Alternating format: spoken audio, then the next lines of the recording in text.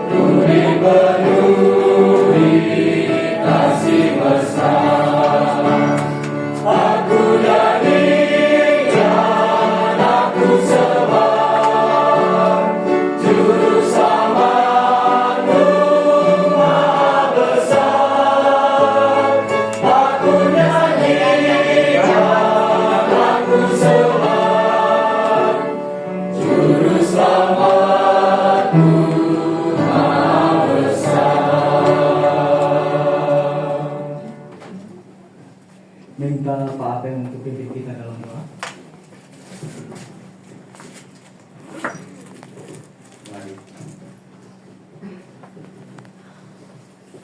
Mari kita berdoa. Bapa kami dan surga, terima kasih Tuhan atas berkat kasih dan anugerah-Mu pada kami pada hari ini. Pada saat ini kami datang untuk datang menyembah dan untuk mendengar firman Tuhan. Tuhan, Engkau berkati kami semuanya Tuhan dengan baik Tuhan. Kami juga berdoa untuk saudara-saudara kami yang masih dalam perjalanan. Engkau lindungi mereka biar mereka dapat sampai ke sini dengan baik. Bersama-sama kami memuji dan memuliakan Engkau. Kami serahkan semuanya ini Tuhan di dalam tangan Tuhan Yesus. Amin. Amin. Bapak Ibu kita silakan duduk.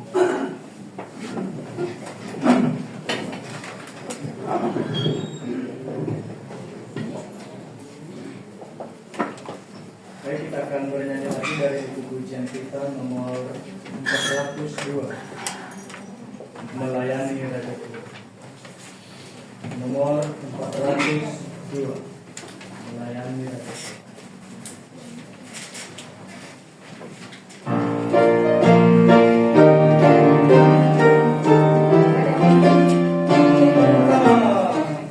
Melayani Rajaku.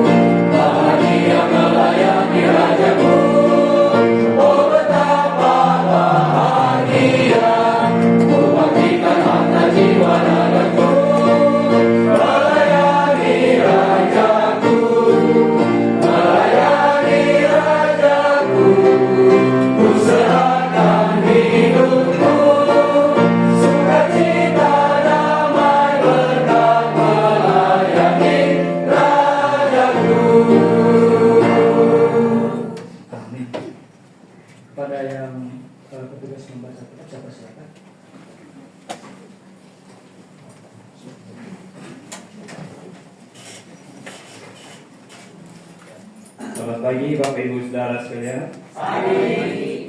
Ya, pagi ini kita akan baca kitab. Kita sama-sama buka kitab kita di dalam Matius 22.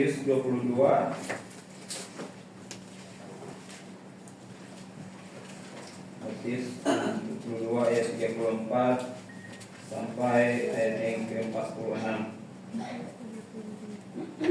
Ulangi, Matius 22 ayatnya yang 34 hingga ayatnya yang ke-46. Kita akan membacanya secara bergantian.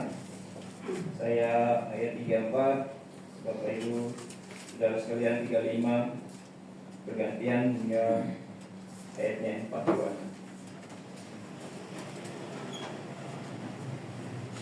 Hukum yang terutama.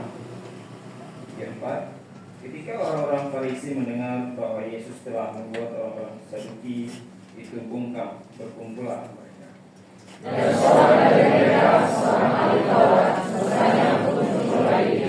Guru, hukum manakah yang terutama dalam hukum Taurat? Jawab Yesus kepadanya, kasihlah Tuhan Allahmu dengan segenap hatimu dan dengan segenap jiwamu dan dengan segenap akalmu. Itulah hukum yang terutama dan yang pertama. Dan hukum yang kedua yang sama dengan itu ialah kasihlah sesama manusia seperti dirimu sendiri. Pada kedua hukum inilah tergantung seluruh hukum Taurat dan kitab para nabi. Ketika orang-orang Farisi berkumpul, Yesus bertanya kepada mereka, katanya, apakah pendapatmu tentang Mesias? Anak siapakah dia? Kata mereka kepadanya, anak Daud. katanya kepada mereka, jika demikian, bagaimana Daud oleh pimpinan Allah dapat menyebut dia kepadanya? Ketika dia berkata, Tuhan telah berfirman kepada Tuanku, duduklah di sebelah kananku, sampai musuh-musuhmu kutaruh di bawah kaki. jadi jika Daud menyebut dia Tuhannya, bagaimana mungkin dia anaknya pula? Tidak ada seorang pun yang dapat menjawabnya, dan sejak hari itu tidak ada seorang pun juga yang berani menanyakan sesuatu padanya. Demikian pembacaan kitab pada pagi hari ini. Saya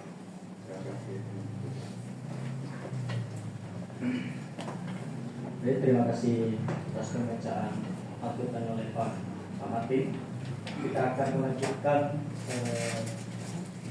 bagian kita sebelum kita mendengarkan kesaksian dari kaum pria dan kaum wanita. Sebelum itu kita akan bernyanyi dari buku ujian kita nomor 167, Jadikan Yesus Tuhan. 167. Kita akan bernyanyi dari ayat 1 dan keduanya saja.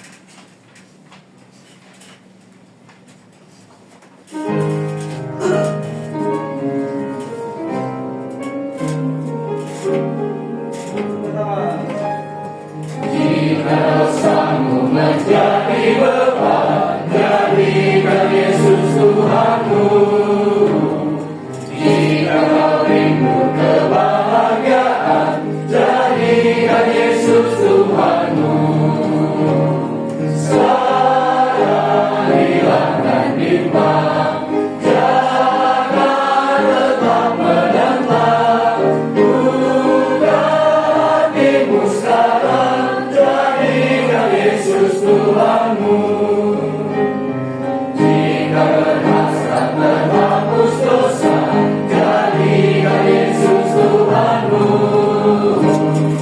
Ayo masuk terjamin ada, jadikan Yesus Tuhanmu. Sekarang hilangkan bimbang, jangan tetap menentang. Buka hatimu sekarang, jadikan Yesus Tuhanmu.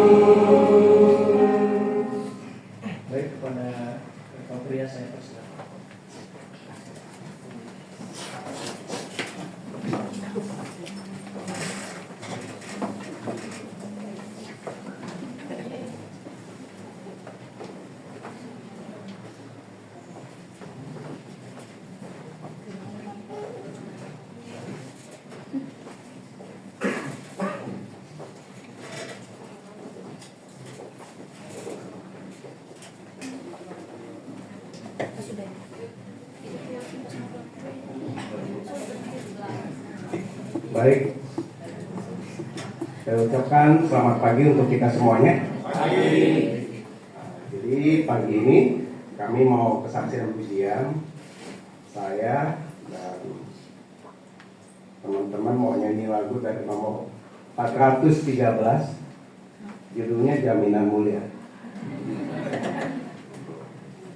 Jaminan Mulia 413. Jadi kalau kita beli barang, kita merasa aman kalau ada garansi atau jaminannya.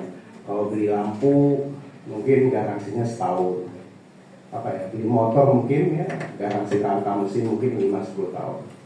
Tapi di dunia ini kita ada jaminan yang tanpa batas waktu, jaminan mulia yang diberikan oleh Tuhan kepada kita. Jadi kami akan menyanyikannya. Silakan Bapak Ibu mendengarkannya. Dan pianis, mari kita mulai.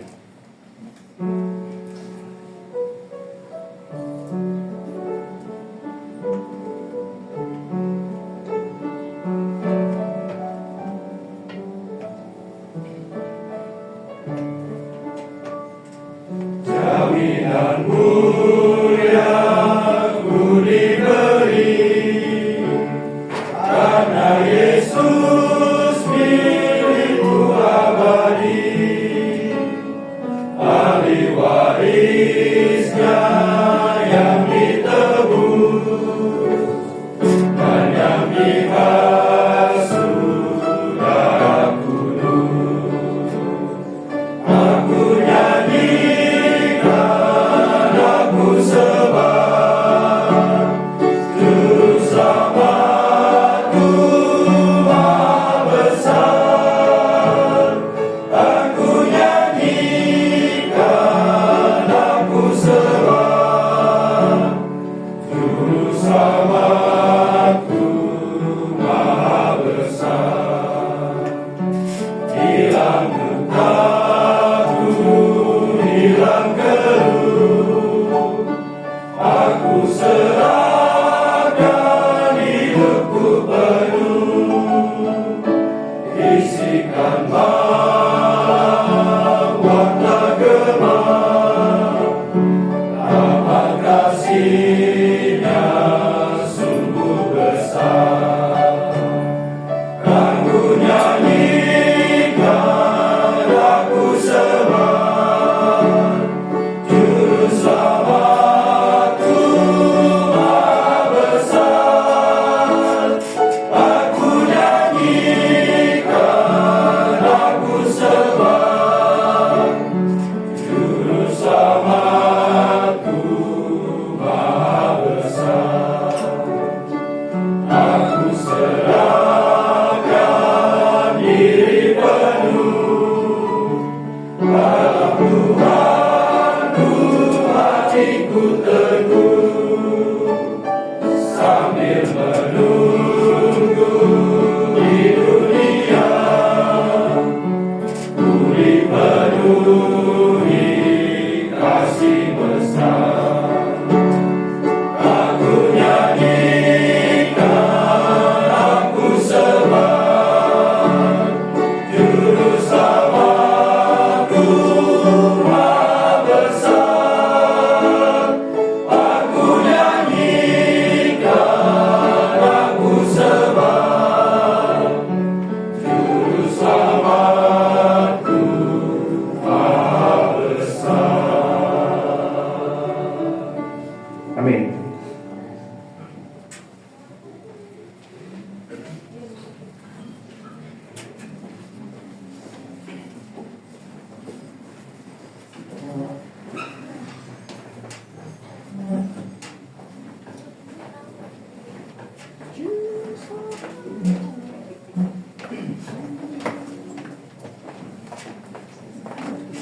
Sungguh kesaksian yang sangat indah. Dan sekarang kita akan mendengarkan pembacaan warta.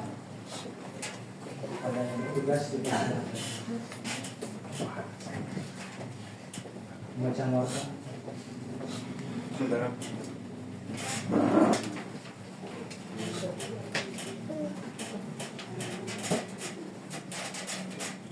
Saya ucapkan selamat pagi jemaat semuanya. Pada hari ini saya akan membacakan warta mingguan kita edisi yang ke-1364 hari Minggu tanggal 19 Juli 2026. Yang pertama, seusai kebaktian kita akan ada latihan bernyanyi dan rapat pengurus pemuda di ruang atas.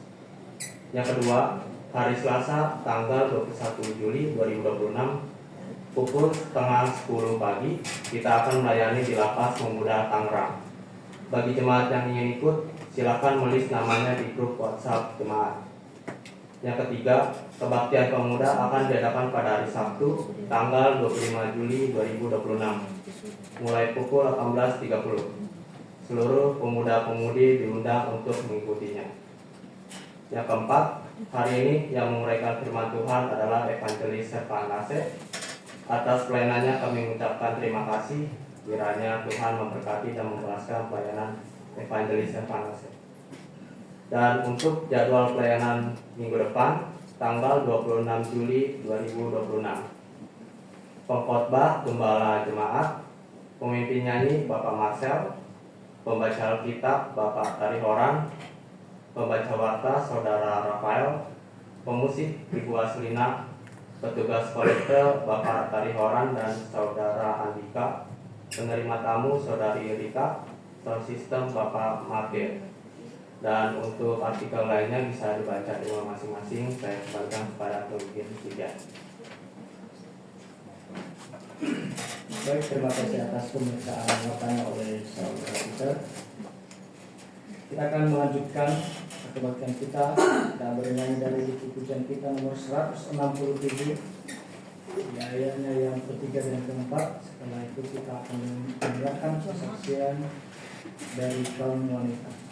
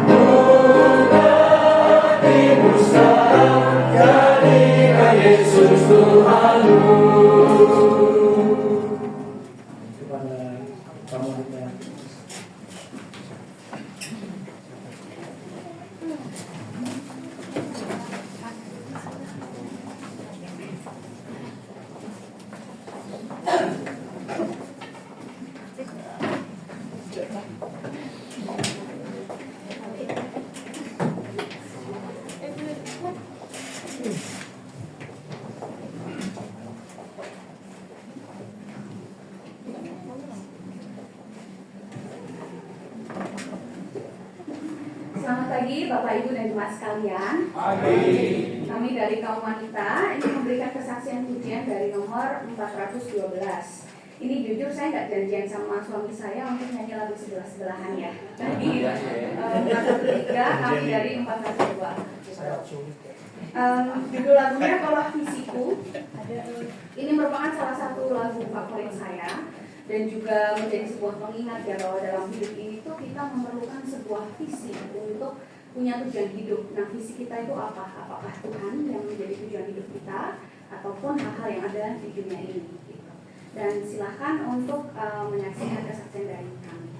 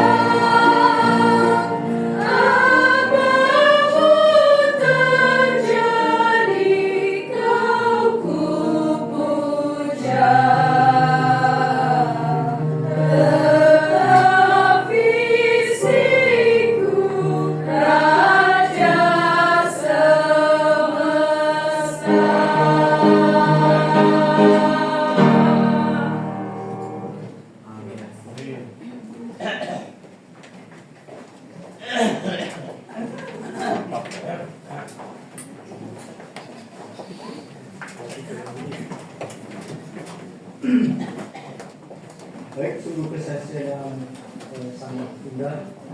Kaulah Yesus. Baik, sambil mengumpulkan persembahan, kita akan bernyanyi dari pujian kita nomor 396 berjudul Mari Bekerja Sama.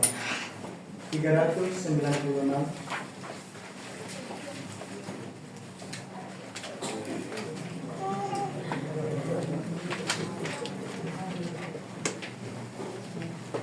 Pada yang bertugas untuk bersiap-siap.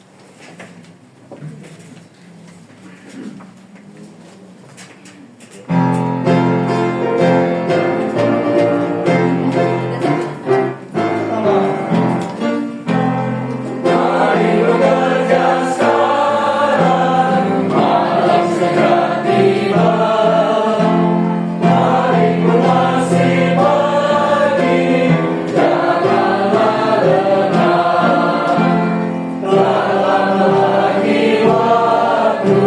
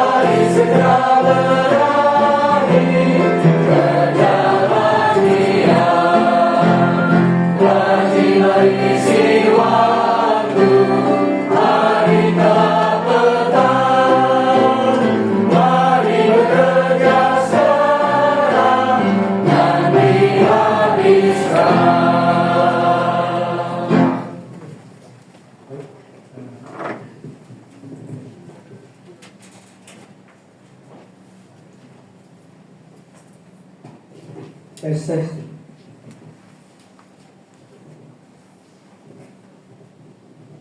Mari kita bersatu dalam doa.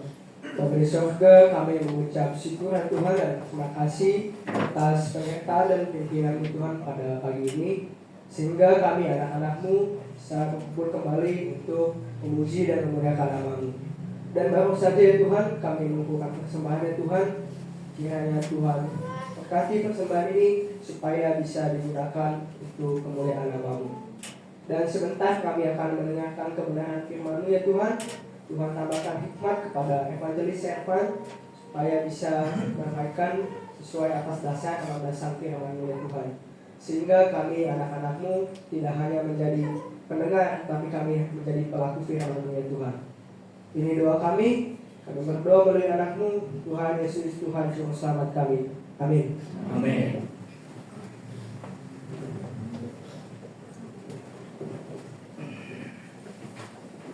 Baik, sebelum kita mendengarkan firman Tuhan, akan bernyanyi lagi dari pujian kita nomor 327 yang berjudul Bapa Surgawi Memelihara. 327. Kiranya yang ketiga saya persilakan.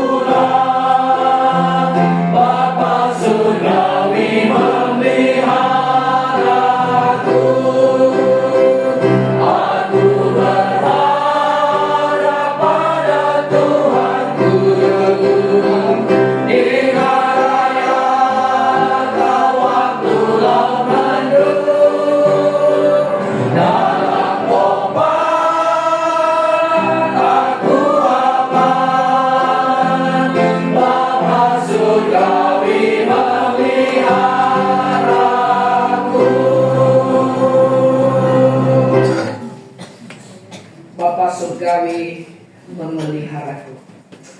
Apakah Bapak Ibu merasakan pemeliharaan Tuhan? Amin. Amin. Bapak Ibu yang dikasihi Tuhan, kalau berbicara mengenai pemeliharaan Tuhan, mungkin saya adalah salah satu orang yang bersaksi bahwa saya adalah orang yang paling banyak menikmati bagaimana pemeliharaan Tuhan dalam hidup saya. Bapak Ibu yang dikasihi Tuhan, dulu sebelum saya kuliah di GITS, saya itu pernah sekolah teologi juga di Bogor.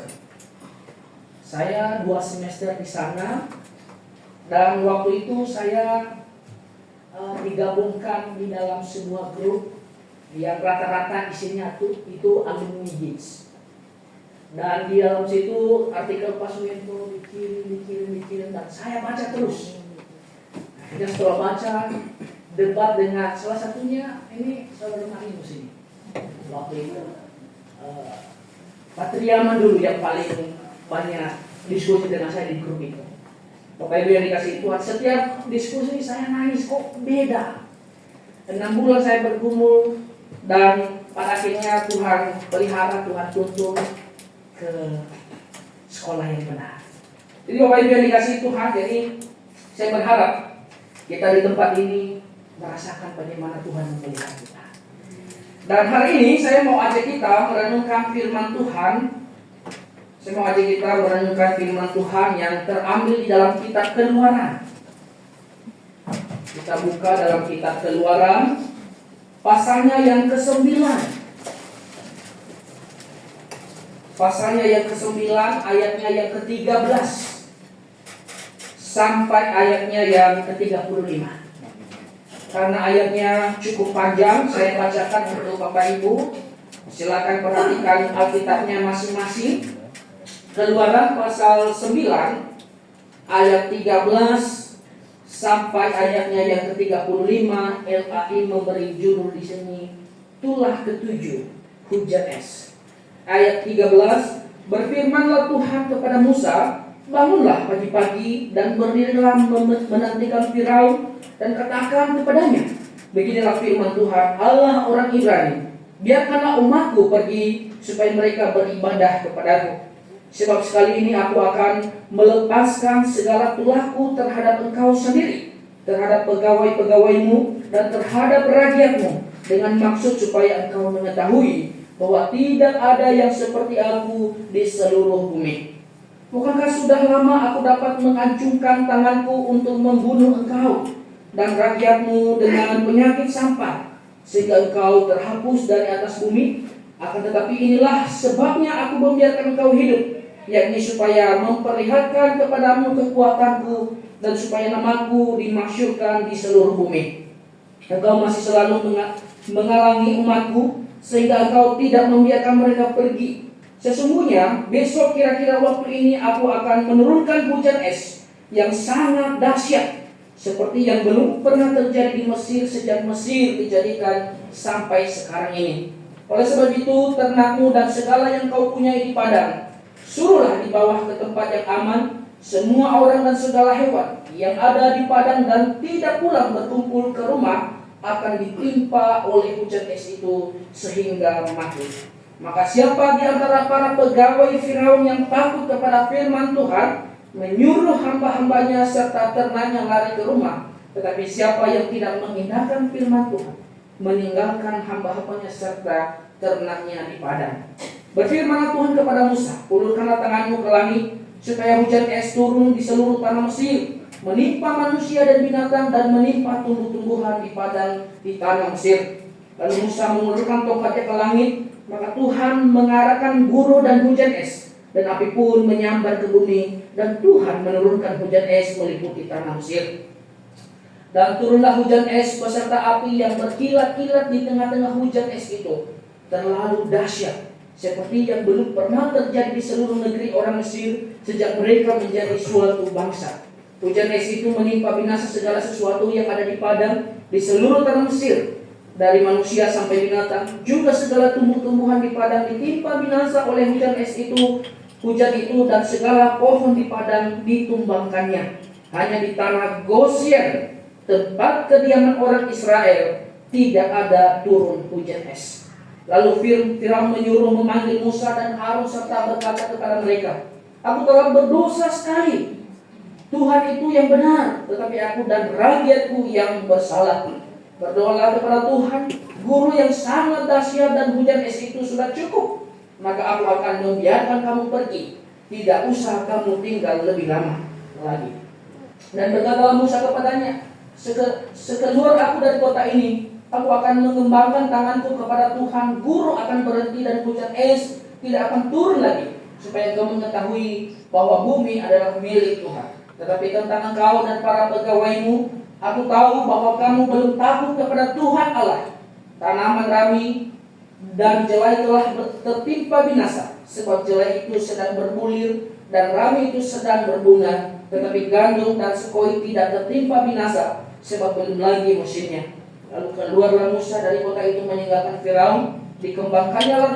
Dikembangkannya tangannya kepada Tuhan, maka berhentilah guru dan hujan es, dan hujan tidak tercurah lagi ke bumi. Tetapi ketika Firaun melihat bahwa hujan es dan guru telah berhenti, maka teruslah ia berbuat dosa. Ia tetap berkeras hati, baik ia maupun para pegawainya. Berkeras hati Firaun sehingga ia tidak membiarkan orang Israel pergi, seperti yang telah difirmankan Tuhan dengan perantaraan Musa. Kita bersatu hati di dalam doa. Bapa di sorga, Bapa yang mengasihi kami, Bapa yang terus memelihara kami, kami mengucap syukur Tuhan. Pada hari ini kami memiliki kesempatan untuk memuji nama-Mu. Kami melalui puji-pujian kami ingin membesarkan kemuliaan-Mu. Kami bersyukur Tuhan karena waktu yang indah ini. Tuhan, kami juga sudah membaca firman-Mu yang Kau pelihara bagi kami. Dan sekiranya Tuhan, apa yang kami baca, ketika kami merenungkan Tuhan, kami bisa memahaminya dengan baik. Kami memohon pimpinan-Mu, dan kiranya Roh Kudus bekerja di dalam hati dan pikiran kami, supaya firman-Mu ketika ditaburkan jatuh di tanah yang baik, yang melambangkan hati kami yang haus akan firman. Terima kasih Bapa di surga, kami serahkan waktu renungan kami ini dalam tangan-Mu.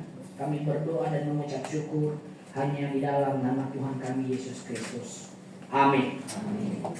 Bapak Ibu yang terkasih di dalam nama Tuhan kita Yesus Kristus, hari ini saya mau memberikan tema untuk kita renungkan, yaitu penghakiman Tuhan atas Mesir dalam tulah yang ketujuh. Jadi penghakiman Tuhan di atas Mesir dalam tulah yang ketujuh ini. Dan saudara dikasihi oleh Tuhan kita Yesus Kristus, sebelum kita mempelajari lebih dalam penghakiman Tuhan di dalam tulah yang ketujuh ini, kita perlu melihat bahwa latar belakang dari tulah-tulah ini ada sebab penyebabnya. Ketika manusia jatuh dalam dosa, Bapak Ibu yang dikasihi Tuhan, manusia jatuh dalam dosa. Saat itu manusia tidak bisa masuk surga karena manusia berdosa. Dan saat itu Tuhan menetapkan ayah sebagai imam. Ayah ini sebagai imam karena sekarang manusia memerlukan seorang perantara untuk masuk surga. Dan Bapak Ibu yang dikasihi Tuhan, kita melihat bahwa ayah pada waktu itu banyak yang kacau, banyak yang gagal. Mereka tidak lagi menjalankan fungsi mereka sebagai imam dan sebagai tiang penopang dan dasar kebenaran pada waktu itu.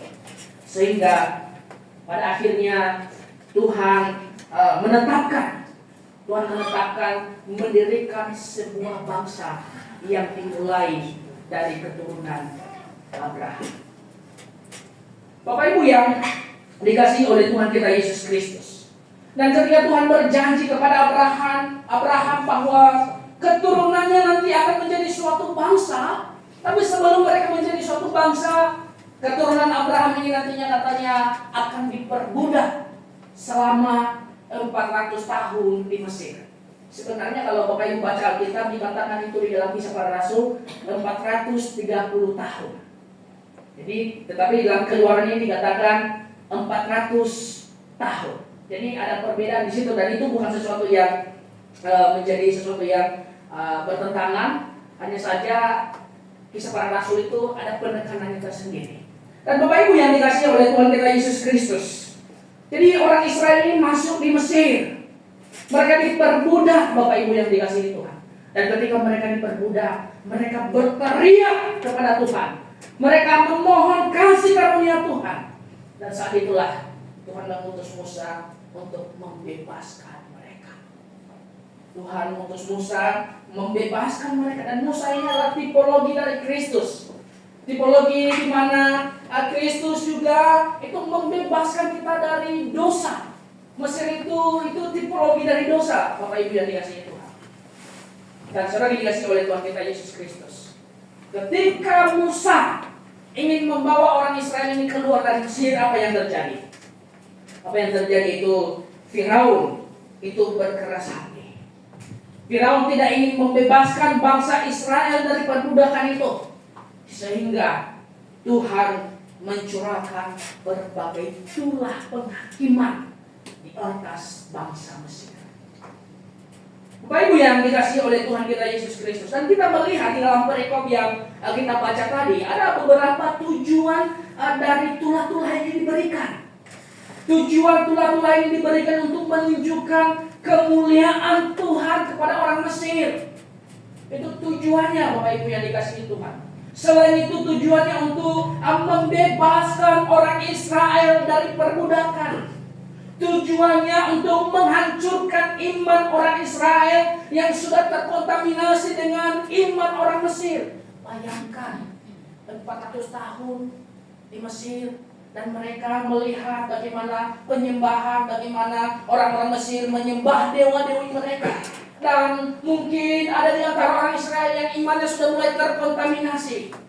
Akhirnya Tuhan curahkan tulah ini supaya iman mereka menjadi murni. Dan Bapak Ibu yang dikasihi oleh Tuhan kita Yesus Kristus, tujuannya lagi Tuhan memberikan tulah ini untuk memberikan kesempatan kepada bangsa-bangsa lain untuk bertobat, untuk datang kepada Tuhan. Dan yang terakhir Bapak Ibu yang dikasihi Tuhan, tujuan dari tulah-tulah ini dicurahkan di atas Mesir, yaitu untuk menyerang dewa-dewi orang Mesir. Oh Bapak Ibu yang dikasihi oleh Tuhan kita Yesus Kristus. Dan hal ini kita saksikan di dalam setiap tulah-tulah ini. Misalnya di dalam pasal 9 ini, di dalam pasal 9, di dalam tulah yang kelima di ayat 1 sampai ayatnya yang ke-7 di situ sebenarnya menyerang sistem penyembahan orang Mesir. Karena Bapak Ibu yang dikasihi Tuhan, di dalam pemahaman atau di dalam peribadatan orang Mesir, mereka itu banyak menyembah binatang. Mereka banyak menyembah binatang, ada yang disebut dengan binatang atau dewa Apis. Itulah sapi. Mereka sebut sapi itu sapi yang perkasa yang menyelamatkan mereka. Mereka menyembah dewa yang disebut dengan dewa Anubis. Itu dewa anjing. Mereka sembah anjing, saudara. Kalau kita kan kita sayang anjing, tapi kalau mereka sembah. Oh, Bapak Ibu yang dikasihi oleh Tuhan kita Yesus Kristus. Dan setiap tulah-tulah itu intinya menyerang sistem penyembahan mereka. Dan tentu Allah menertawakan mereka. Karena dewa yang mereka sembah-sembah selama ini ternyata itu membawa penyakit sampar pada ternak. Itu kena penyakit. Oh, saudara yang dikasihi Tuhan. Jadi iman mereka membawa. Oh, binatang yang kita sembah justru pada sakit. Bapak Ibu yang dikasihi Tuhan, misalnya lagi di ayat 8 sampai ayatnya yang ke-12 di situ itu menyembah atau menentang sistem penyembahan dewa-dewa Mesir melalui para imam. Di dalam pemahaman orang Mesir, mereka punya kebiasaan bahwa yang melayani itu imam-imam mereka yang melayani mereka di dalam kuil-kuil mereka itu haruslah orang-orang yang sehat, tidak boleh sakit. Dan ternyata Bapak Ibu yang dikasihi Tuhan, ternyata imam-imam mereka ini juga kena barah, kena hukuman Tuhan di situ. Nah, saudara yang dikasihi oleh Tuhan kita Yesus Kristus.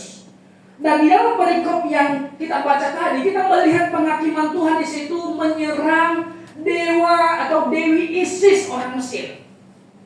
Dewi Isis orang Mesir? Karena orang Mesir itu mereka percaya bahwa langit itu dikontrol oleh Dewi Isis ini.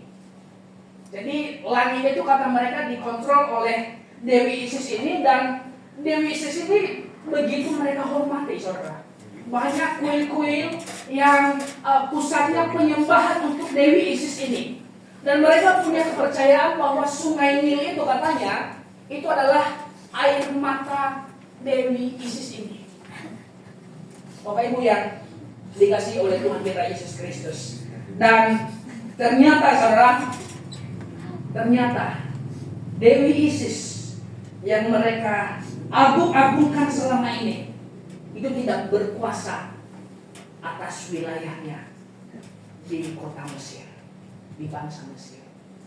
Bapak Ibu yang dikasihi oleh Tuhan kita Yesus Kristus. Di sini kita melihat bahwa Tuhan menegaskan bahwa Allah orang Israel itulah Allah penguasa alam semesta, bukan seperti Dewi Isis yang tidak bisa mampu menyelamatkan umatnya ketika ada hujan es. Saudara yang dikasihi oleh Tuhan kita Yesus Kristus. Jadi di sini kita melihat penghakiman Tuhan. Dan bagaimana sikap manusia pada waktu itu? Bagaimana sikap orang Mesir? Bagaimana sikap Firaun pada waktu itu? Dan kita lihat di sini, Bapak Ibu yang dikasihi Tuhan, kita melihat pertama-tama di sini bagaimana sikap manusia ketika tulah-tulah ini dicurahkan. Sikap yang akan kita lihat pertama kali adalah sikap Firaun. Apa sikap Firaun yang kita bisa lihat di dalam perikop ini? Sikap Firaun yang kita bisa lihat dari perikop ini adalah sikapnya dalam bertobat. Coba kita lihat misalnya di ayat 27 di situ. Karena tadi belum baca, jadi kita baca bersama-sama ayat 27-nya. Keluaran 9 ayat 27, setelah hitungan ketiga, 1, 2, 3. Lalu Firaun menyuruh memanggil Musa dan Harun serta berkata kepada mereka, "Aku telah berdosa sekali ini. Tuhan itu yang benar, tetapi aku dan rakyatkulah yang bersalah." Bapak Ibu yang dikasihi oleh Tuhan kita Yesus Kristus, kita melihat di sini sikap Firaun yang bertobat. Tetapi ini adalah pengakuan dosa yang tidak serius. Ini adalah pengakuan dosa yang tidak sungguh-sungguh. Oh, saudara yang dikasihi oleh Tuhan kita Yesus Kristus. Ini adalah pengakuan dosa yang terjadi karena dia dalam kondisi dalam penghakiman Tuhan. Bapak Ibu yang dikasihi oleh Tuhan, mengapa pertobatan Firaun ini merupakan pertobatan yang palsu? Karena dia bertobat itu ketika dia terjepit. Dia bertobat karena ada tulah-tulah Tuhan yang dia rasakan, yang dirasakan oleh keluarganya, yang dirasakan oleh bangsa Mesir. Jadi mau tidak mau mungkin dia berkata bahwa daripada mati konyol, lebih baik saya pura-pura untuk bertobat. Bapak Ibu yang dikasihi oleh Tuhan kita Yesus Kristus. Jadi ini adalah pertobatan yang tidak benar, saudara. Adalah pertobatan yang tidak benar. Dan tentu pertobatan ini adalah pertobatan yang pura-pura, yang pada akhirnya itu tidak mendatangkan kasih karunia Tuhan. Karena tidak serius. Dan saudara yang dikasihi oleh Tuhan kita Yesus Kristus, Tuhan Yesus pernah berkata di dalam Lukas pasalnya yang ke-13 ayatnya yang ketiga, bahwa jika kamu tidak bertobat, jika kalian tidak bertobat, kalian akan binasa. Oh, Bapak Ibu yang dikasihi Tuhan. Jadi pertobatan itu sesuatu yang sangat-sangat penting di dalam kehidupan kekristenan kita. Itu bukan sesuatu yang kita ucapkan, yang penting kita ucapkan di dalam mulut, tetapi bukan dari hati. Itu bukan seperti itu, Bapak Ibu yang dikasihi Tuhan. Pertobatan itu sesuatu yang sangat-sangat penting, karena itu yang menentukan nasib seseorang nanti di dalam kekekalan. Oh, Bapak Ibu yang dikasih oleh Tuhan kita Yesus Kristus, jangan kita berpikir karena setiap hari Minggu disinggung bertobatlah, akhirnya itu menjadi kebiasaan.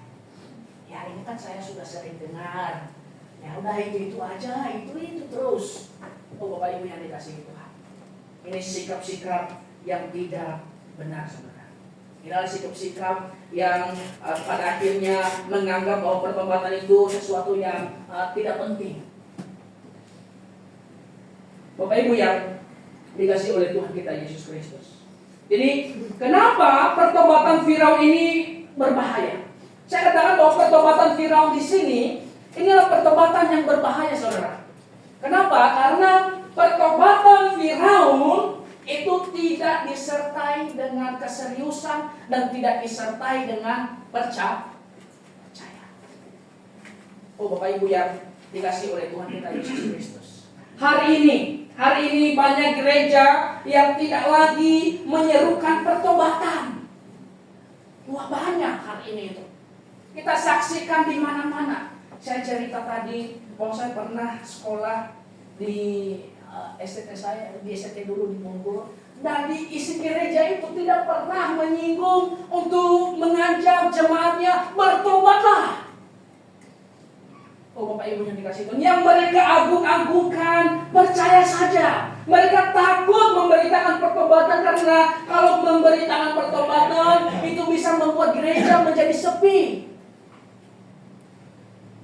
Oh Bapak Ibu yang dikasih oleh Tuhan kita Yesus Kristus. Jadi kita melihat bagaimana gereja-gereja hari ini mereka menyerukan percaya saja, percaya saja.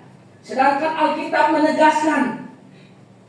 menegaskan bahwa untuk masuk surga, untuk memperoleh keselamatan, seseorang harus sungguh-sungguh bertobat. Seseorang harus sungguh-sungguh percaya bahwa Tuhan Yesus mati di atas kayu salib itu menggantikan dirinya dihukum. Tapi banyak orang, banyak gereja yang tidak memberitakan hal yang sangat-sangat sederhana. Bapak Ibu yang dikasih oleh Tuhan kita Yesus Kristus. Jadi kalau pertobatan Firaun ini berbahaya, mau nggak kita melakukan pertobatan yang demikian? Itu kita jawab dalam diri kita masing-masing. Mau nggak kita bertobat secara pura-pura? Mau nggak kita bertobat tanpa percaya?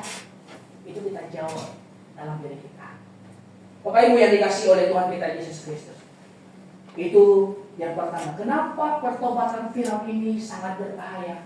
Karena selain tidak sungguh-sungguh, juga tidak disertai dengan percaya kepada Tuhan.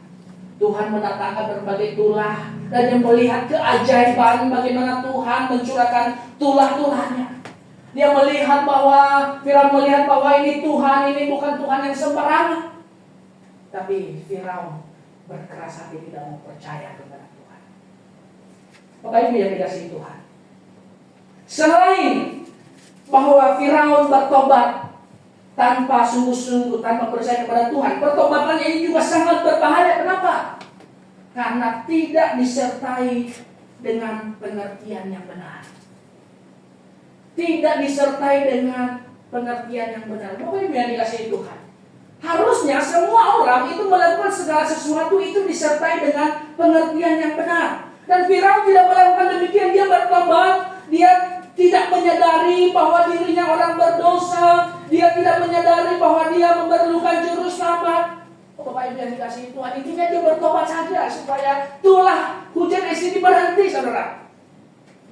Oh, Bapak Ibu yang dikasihi oleh Tuhan kita Yesus Kristus, dia tidak menyadari bahwa dia perlu bertobat dengan sungguh-sungguh. Dan ini banyak menggambarkan orang Kristen hari ini. Banyak menggambarkan orang Kristen hari ini. Karena ketika seseorang melakukan sesuatu tanpa pengertian, maka ujung-ujungnya saudara itu akan melakukan sesuatu tanpa tujuan. Dan ini menggambarkan orang Kristen hari ini. Kenapa? Orang Kristen hari ini banyak orang yang semangat. Banyak orang yang semangatnya itu berkobar-kobar, saudara. Tetapi kalau kita lihat, mereka tidak memiliki pengertian yang benar. Mengapa mereka harus bertobat? Harusnya Firaun, dia harus merenung, mengapa dia harus bertobat? Dan kita hari ini Bapak Ibu yang dikasih Tuhan, kita harusnya merenung, mengapa kita harus bertobat? Mengapa kita harus percaya kepada Tuhan? Pertama-tama karena kita orang berdosa. Saya pernah dengar cerita Pak Gembala katanya waktu penginjilan di Pasar Lama Pak ya, waktu ada ini di sholat katanya ditanya berdosa enggak? Tidak berdosa. Oh Bapak Ibu yang dikasih Tuhan, tidak ada manusia yang tidak berdosa. Dan karena kita menyadari kita adalah orang berdosa, maka kita memerlukan Tuhan. Kita membuat keputusan untuk bertobat, untuk percaya, untuk menerima Tuhan. Ini bukan sesuatu yang diabaikan. Ini bukan sesuatu yang besok saja. Bapak Ibu yang dikasih oleh Tuhan kita Yesus Kristus, dan pertobatan Firaun di sini itu pernah juga sebenarnya dilakukan oleh Saul, saudara. Pernah dilakukan oleh Saul.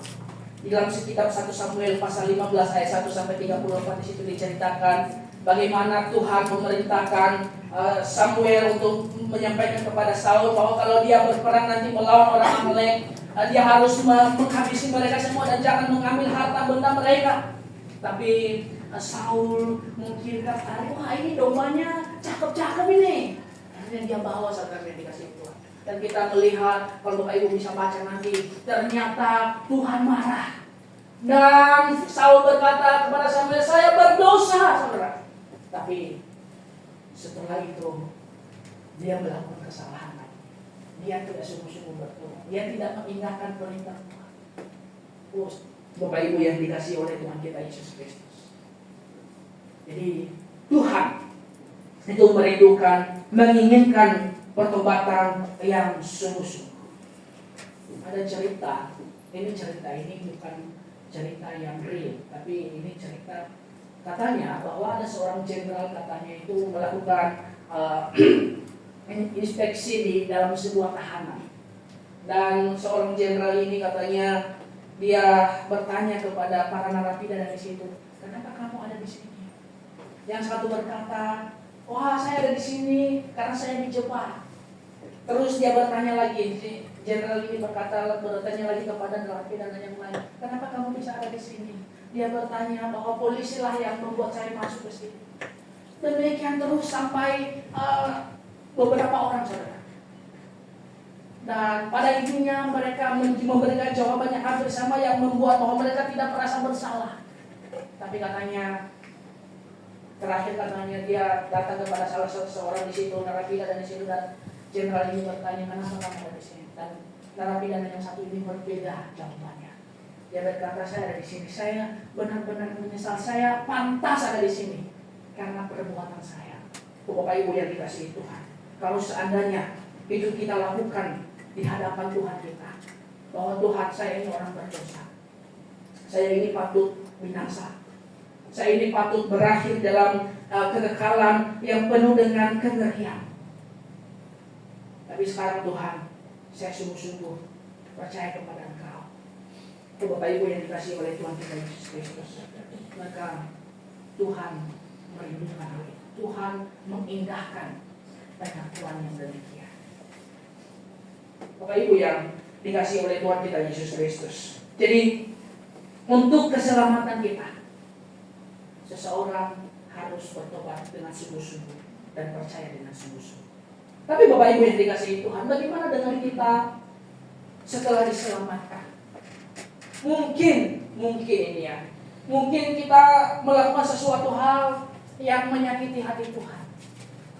Mungkin dalam kehidupan kita sehari-hari kita melakukan sesuatu hal yang membuat Tuhan, waduh, kenapa anak saya yang satu ini kacau? Bapak Ibu yang dikasihi Tuhan, sudahkah kita menyadari hal itu dan membuat pertobatan? Membuat Tuhan ini salah. Oh, jangan sampai seperti Firaun, saudara. Ketika di tengah-tengah yang terjepit, dia baru bertobat. Wah, hari ini saudara yang dikasihi Tuhan, banyak orang yang bertobat itu bukan karena sungguh-sungguh, tapi karena sudah tertangkap. Wah, saya beberapa kali lihat itu begal itu. begal yang tertangkap basah, curanmor yang tertangkap basah, dia digebukin, dan dia berkata, saya tidak akan lakukan lagi. Itu pertobatan bukan dari hati, saudara. Itu pertobatan yang hanya di bibir saja, karena sudah tertangkap. Tapi Bapak Ibu yang dikasihi Tuhan, kalau seandainya sudah tertangkap pun, harusnya setiap kita memberikan pertobatan yang serius, melakukan pertobatan yang serius. Jadi itu sikap Firaun yang kita bisa lihat di dalam perikop kita ini.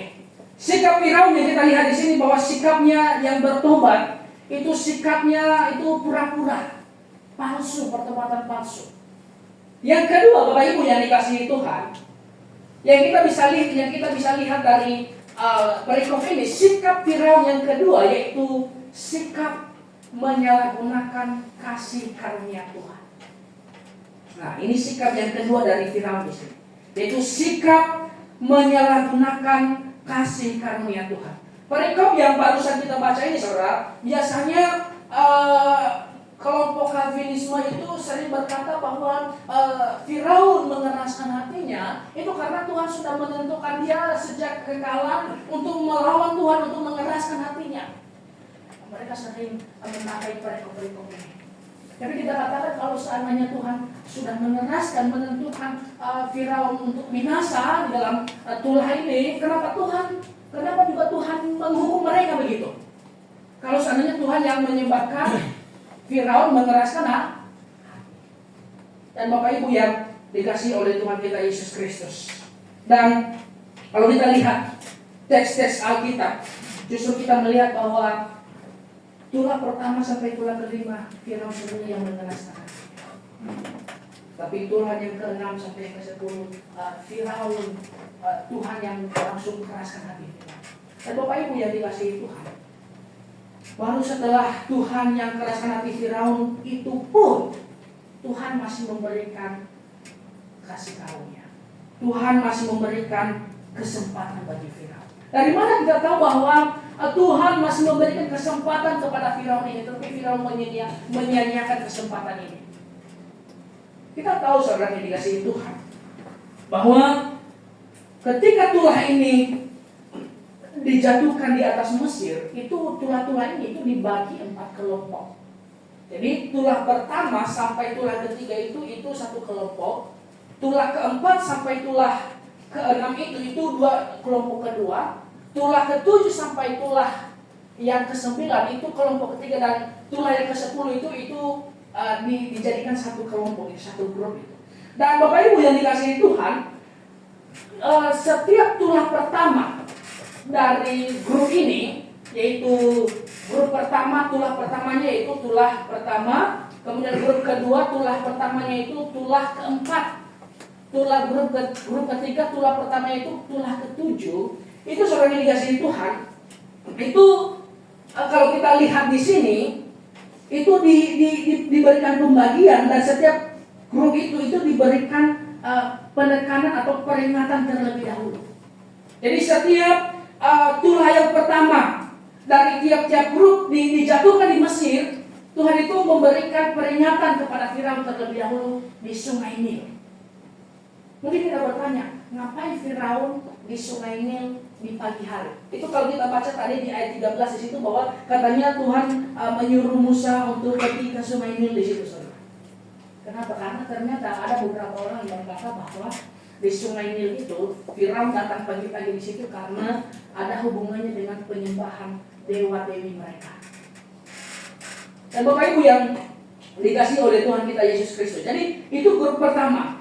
Dan selain itu, saudara yang dikasihi Tuhan, tulah kedua dari setiap grup itu diberikan juga peringatan, tapi itu diberitahukan di istananya Firaun. Kalau yang tadi diberikan peringatan, tapi diberitahukan di sungai. Kalau tulah yang kedua dari setiap grup itu diberitahukan kepada Firaun di istananya dan diberikan juga peringatan. Tetapi Bapak Ibu yang dikasihi oleh Tuhan kita Yesus Kristus, tulah yang ketiga, kalau kita lihat di sini, dari tiap-tiap grup itu tanpa peringatan sama sekali. Jadi Tuhan langsung mendatangkan hukumannya. Dan Bapak Ibu yang dikasihi Tuhan, setiap tulah-tulah ini itu ada peningkatan. Yang pertama itu berhubungan dengan hal-hal yang mengganggu saja. Kemudian lebih lanjut itu mengganggu atau mendatangkan yang berhubungan dengan kerugian materi, kesakitan mungkin, kehancuran. Tetapi tulah ketiga dari tiap-tiap grup itu biasanya mendatangkan kematian. Dan Bapak Ibu yang dikasihi oleh Tuhan kita Yesus Kristus, kita melihat di sini bahwa di dalam setiap tulah ini Tuhan memberikan kesempatan kepada Firaun untuk bertobat. Tuhan memberikan kesempatan bagi Firaun untuk memakai kasih karunia ini. Ketika Firaun berkata, Musa berdoalah buatku supaya tulah ini dihentikan. Dan saat itu dihentikan. Harusnya Firaun memakai kesempatan ini untuk bertobat, tetapi dia apa yang dilakukan, saudara? Dia menyanyiakan kesempatan, menyalahgunakan kasih karunia Tuhan. Saudaraku yang dikasihi oleh Tuhan kita Yesus Kristus. Dan sebenarnya hari ini banyak orang yang seperti Firaun sebenarnya. Banyak orang yang seperti Firaun. Banyak orang yang menyanyiakan kesempatan atau kasih karunia Tuhan. Banyak saudara yang dikasihi Tuhan. Banyak orang yang menghabiskan waktunya itu untuk mabuk-mabukan. Banyak orang yang menghabiskan waktunya itu untuk hajar sana, hajar sini. Wah, saudara yang dikasihi Tuhan, banyak orang yang demikian, saudara. Banyak orang yang menghabiskan waktunya pada sesuatu yang tidak benar. Dan Bapak Ibu yang dikasihi oleh Tuhan kita Yesus Kristus, banyak orang hidup di dunia ini. Dia hidup, Tuhan berikan kesempatan bagi dia untuk hidup. Tetapi banyak orang tidak memakai kesempatan ini untuk mencari keselamatan. Bapak Ibu yang dikasihi Tuhan, padahal Alkitab memberitahukan bahwa umur manusia pendek, umur manusia itu seperti uap yang sebentar kelihatan lalu lenyap. Mereka tidak sadar, mereka tidak memakai waktu itu untuk mencari keselamatan. Dan Bapak Ibu yang dikasihi oleh Tuhan kita Yesus Kristus, banyak orang hari ini itu yang justru menyia-nyiakan kesempatan berharga. Mereka sudah berada dalam jemaat yang benar. Mereka sudah mengetahui bahwa jemaat ini adalah jemaat yang alkitabiah. Tapi apa yang terjadi? Mereka menyia-nyiakan waktu itu. Mereka tidak mau bergabung. Bapak Ibu yang dikasihi, itu menyia-nyiakan kasih karunia, menyia-nyiakan kesempatan, menyia-nyiakan untuk tidak bergabung, mengambil bagian di dalam jemaat yang benar ini. Banyak orang demikian. Dan saya yakin yang ada di sini tidak demikian. Amin. Amin gak ini? Saudara yang dikasihi Tuhan, kalau kita sudah sungguh-sungguh diselamatkan, kita sudah tahu bahwa ini gereja yang benar, ya saya yakin di sini akan segera ambil keputusan terima Tuhan, dan setelah itu bergabung jadi anggota. Karena tidak mau menyanyiakan kesempatan. Amin. Amin ya. Pokoknya yang dikasihi oleh Tuhan kita Yesus Kristus. Jadi selain itu saudara, banyak juga orang hari ini yang menyanyiakan kasih karunia Tuhan. Dia sudah diselamatkan ini. Dia sudah sungguh-sungguh terima Tuhan ini. Tetapi di akhir hidupnya karena jalan kebaktian, dia berubah. Di akhir hidupnya karena dia makin menjauh dari Tuhan, apa yang dilakukan? Dia meletakkan imannya yang baru. Banyak yang demikian menyanyiakan kasih karunia Tuhan, sama seperti Firaun. Dan sekali lagi saya katakan, saya berharap jemaat GPIA, apalagi ini jemaat yang sudah cukup besar, kami tunas dari jemaat ini mengharapkan bahwa jangan sampai kita seperti Firaun yang menyia-nyiakan kesempatan yang baik. Bapak Ibu yang dikasihi Tuhan. Dan yang terakhir, banyak orang juga hari ini sudah dengar Injil yang benar ini, sudah dijelaskan bahwa untuk masuk surga begini, tetapi tidak mau terima Injil. Banyak juga yang demikian. Saya berharap setiap kita yang sudah dengar Injil di tempat ini, kita yang sudah mendengar Injil, yang sudah sering diberitahukan tentang konsep keselamatan yang alkitabiah, jangan sia-siakan waktu saudara. Sekaranglah waktunya kita ambil keputusan untuk terima Tuhan. Karena kalau tidak saudara yang dikasihi oleh Tuhan, nanti kita akan menyesal. Dan kalau kita sudah pernah dengar Injil, kita tidak bergabung, kita tidak menerima Tuhan dengan secepat mungkin. Kalau kemudian kita meninggal, kita menerima hukuman yang lebih berat, saudara. Karena kita sudah pernah dengar, tapi kita tidak mau. Oh Bapak Ibu yang dikasihi Tuhan, kita melihat di dalam Alkitab ada yang menyia-nyiakan kesempatan. Felix itu di dalam Kisah Para Rasul pasal 24. Dia adalah seorang gubernur Romawi pada waktu itu, saudara. Dan dia memanggil Paulus di dalam penjara, dan Paulus menginjili dia. Paulus menjelaskan konsep keselamatan kepada dia. Tetapi apa yang terjadi saat dia dikasih Tuhan? Dia tidak mau terima. Dia bilang kepada Paulus, nanti engkau pergi dulu sekarang, nanti kalau ada waktu saya panggil lagi engkau.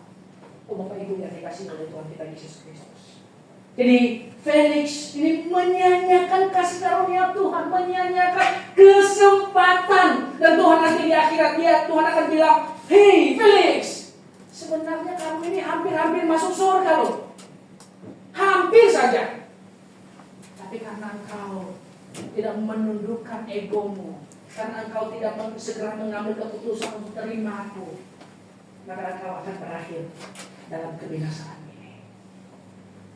Bapak Ibu yang dikasihi Tuhan, jangan sampai kita sama seperti Felix ini.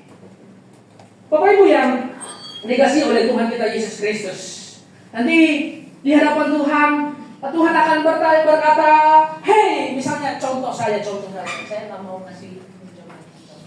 "Hei Sarvan, harusnya kamu ini hampir saja masuk surga." Bapak Ibu yang dikasihi Tuhan, coba kita berkata untuk diri kita sendiri, hampir saja saya mau masuk surga. Tapi karena saya tidak secepat mungkin terima Tuhan ketika saya dengar Injil, akhirnya saya berakhir di neraka. Jadi menyanyikan kasih karunia Tuhan. Bapak Ibu yang dikasihi Tuhan, Esau juga adalah orang yang menyanyikan kasih karunia Tuhan. Dia menganggap berkat kesulungan itu sesuatu yang seperti semangkuk kacang merah. Oh Bapak Ibu yang dikasihi Tuhan, ini menyanyikan kasih karunia Tuhan. Saudara dikasih oleh Tuhan kita Yesus Kristus, itu sikap Firaun yang kedua. Sikap pertobatannya, sikapnya dalam menyanyikan kasih karunia Tuhan. Dan yang ketiga, saudara yang dikasihi Tuhan, itu sikap keangkuhannya. Sikap keangkuhannya yang dia pertahankan. Firaun ini adalah orang terbesar di Mesir. Dia itu jarang melakukan perintah orang lain, jarang melakukan sesuatu yang orang lain sampaikan kepada dia, karena dia merasa dia adalah yang berkuasa di Mesir. Dia merasa dirinya itu seperti Tuhan. Dia merasa bahwa setiap kata-katanya seperti firman Tuhan, dan dia merasa bahwa semua bangsa Mesir harus menyembah dia, tidak boleh kasih instruksi untuk melakukan ini dan melakukan itu. Jadi dia merasa dirinya itu paling hebat, saudara yang dikasihi Tuhan. Dan Bapak Ibu yang dikasihi Tuhan Yesus Kristus, jadi dia tidak terbiasa melakukan apa yang disuruh orang lain, itu intinya. Tetapi walaupun di sini Firaun menunjukkan sikap yang tanda kutip agak bagus, yaitu mau membebaskan orang Israel karena Tuhan perintahkan, tapi pada akhirnya sebenarnya saudara yang dikasihi Tuhan, dia tetap mempertahankan keangkuhannya, egonya. Karena kalau kita lihat itu di ayat 34 sampai 35 di situ. Kalau kita lihat di situ, ternyata Firaun kembali lagi mengeraskan hatinya di situ. Bapak Ibu yang dikasihi oleh Tuhan kita Yesus Kristus, sebenarnya Tuhan bisa saja langsung sentil ini Firaun. Sentil. Wah, kalau Tuhan sentil dia saudara satu kata aja udah cukup. Tapi Bapak Ibu yang dikasihi Tuhan, karena Tuhan menghargai kehendak bebas Firaun, dan Tuhan juga menunjukkan kemurahan dan kemuliaan kepada orang lain, Tuhan tidak melakukan. Bapak Ibu yang dikasihi oleh Tuhan kita Yesus Kristus, dan Tuhan tentu mengharapkan juga setiap anak-anaknya. Tuhan mengharapkan setiap anak-anaknya tidak memiliki sikap seperti Firaun ini, yang ketika diselamatkan, setelah diselamatkan tetap mempertahankan keangkuhan dan keegoisan dan sebagainya. Tuhan tidak menginginkan hal itu. Tuhan menginginkan apa dari kita setelah kita diselamatkan? Itu kebalikan dari Firaun ini, itu sama seperti Yosua. Oh Bapak Ibu yang dikasihi Tuhan, Yosua ini mungkin kalau kita tidak tahu juga. Yosua ini Tuhan suruh mengelilingi kota Yeriko selama berapa? 7 kali. Mungkin Yosua ini berpikir, gimana ini strategi Tuhan dalam melawan orang Yeriko ini? Kok yang dia suruh keliling kota Yeriko? Padahal bukan seperti itu strategi peperangan. Tapi Yosua tidak memperdebatkan hal itu. Ketika Tuhan suruh keliling, dia datang. Dan itu yang Tuhan harapkan kepada kita. Bahwa ketika Tuhan memberikan suatu amanat, suatu perintah kepada kita, kita harusnya jangan, wah saya kok begini. Harusnya kita seperti Yosua siap lakukan. Amin. Bapak Ibu yang dikasihi Tuhan. Jadi kita melihat di sini sikap Firaun di sini, yaitu sikapnya yang mempertahankan egonya, saudara. Dan sebenarnya masih banyak. Oke, kita skip sikap Firaun. Sekarang kita beralih ke sikap Tuhan di dalam perikop ini. Sikap Tuhan di dalam perikop ini, Bapak Ibu yang dikasihi Tuhan, sikap Tuhan di sini yaitu Dia akan menghukum Firaun ini. Kita kan sebenarnya sudah tahu ending dari kehidupan Firaun ini. Kita tahu bahwa dia nanti akan binasa di dalam lautan begitu. Tapi Firaun itu tidak merasa demikian, saudara dikasihi Tuhan. Mungkin ketika dia bebas dari tulah yang ke-7 ini, dia merasa aman. Tapi merasa aman pun ternyata nanti di penghakiman dia akan menerima hukuman yang lebih berat.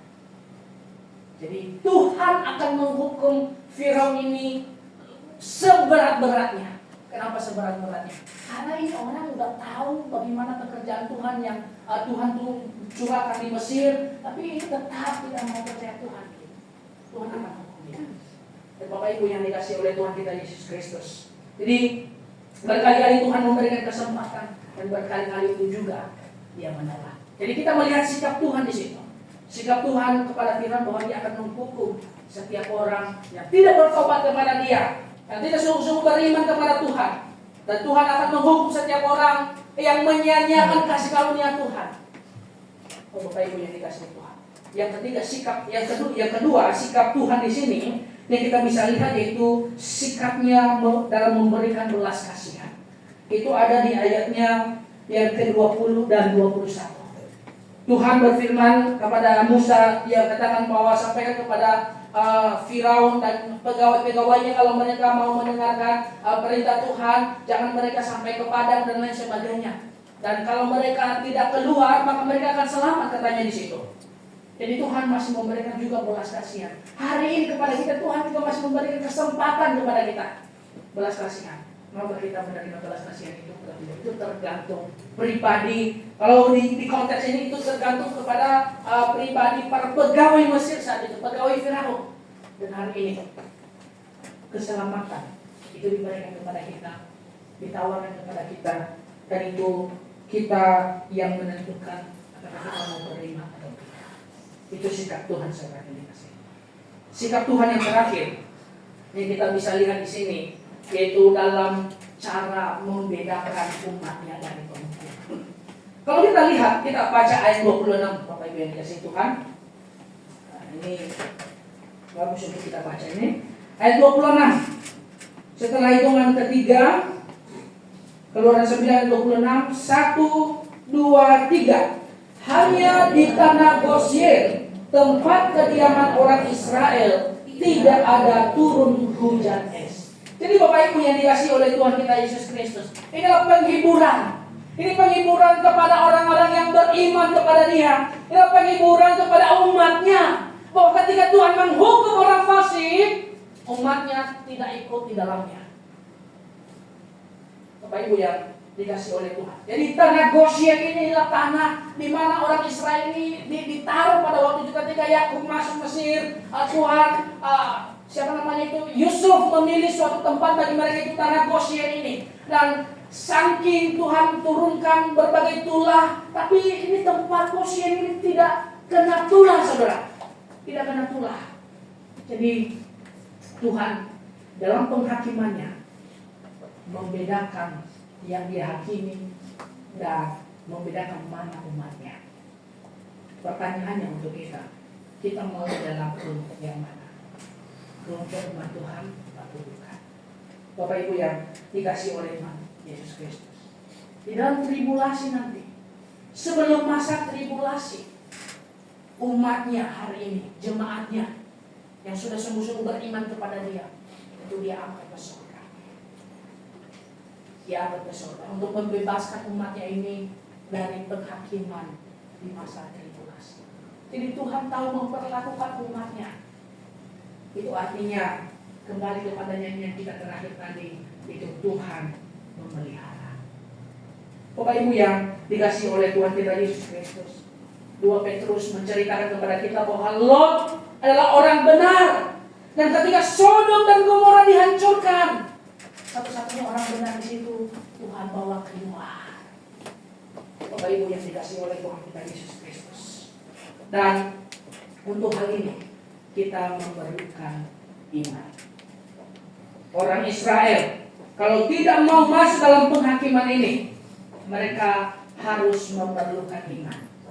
Mungkin orang-orang Mesir ini menganggap enteng, saudara, untuk tidak percaya kepada ancaman hukuman ini. Karena Mesir itulah salah satu bangsa yang sangat kurang terjadinya hujan. Jadi mereka mungkin melakukan itu akal-akalan Musa saja. Tapi Bapak Ibu yang dikasihi Tuhan, bagi mereka yang beriman, Tuhan memberikan garansi, Tuhan memberikan jaminan bahwa mereka akan selamat dari penghakiman Tuhan.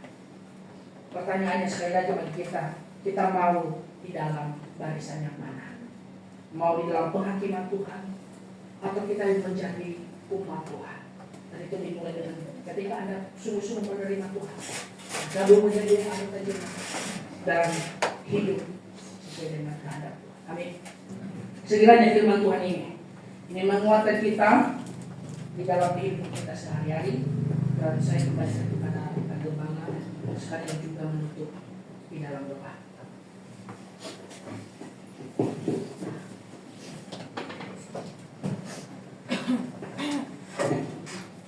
Baik, terima kasih Pak Bini Sofan. Kita berdoa. Bapa di dalam surga, kami sungguh mengucap syukur bahwa Engkau begitu mengasihi manusia yang telah jatuh dalam dosa, keluar dari rancangan-Mu, dan Engkau menyediakan sebuah jalan penyelamatan bagi kami. Kematian anak-Mu Yesus Kristus di atas kayu salib. Sungguh kami mengucap syukur kalau begitu mengasihi kami, orang berdosa ini, sehingga mengirimkan yang tunggal yang Kau kasihi, mati dari kayu salib, menggantikan segala macam atas dosa kami.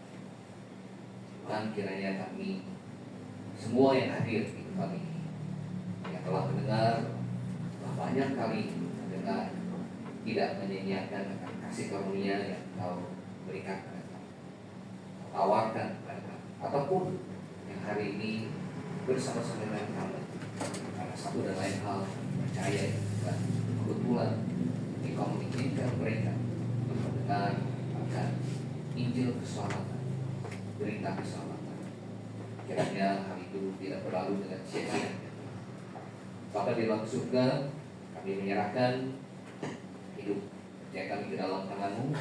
Biarlah kami terus menjadi jemaat-Mu yang setia dalam mengabarkan akan pertobatan dan juga keselamatan dalam tengah gereja dunia Kristen yang semakin tinggi. Kiranya kami dapat menjadi akhirnya-Mu yang setia di generasi kami. Kami mengucap syukur, kami berdoa yang di dalam nama Tuhan kami Yesus Kristus. Amin. Baik. Saya mengajak kita untuk menyanyi satu lagu. Dia Raja, Tuhan Raja. Saya cari-cari kan? Oh, 51 pas 51. Tuhan kita Raja atas segala raja, raja daripada segala ilah. dewa dewi Mesir atau dewa dewi yang lain.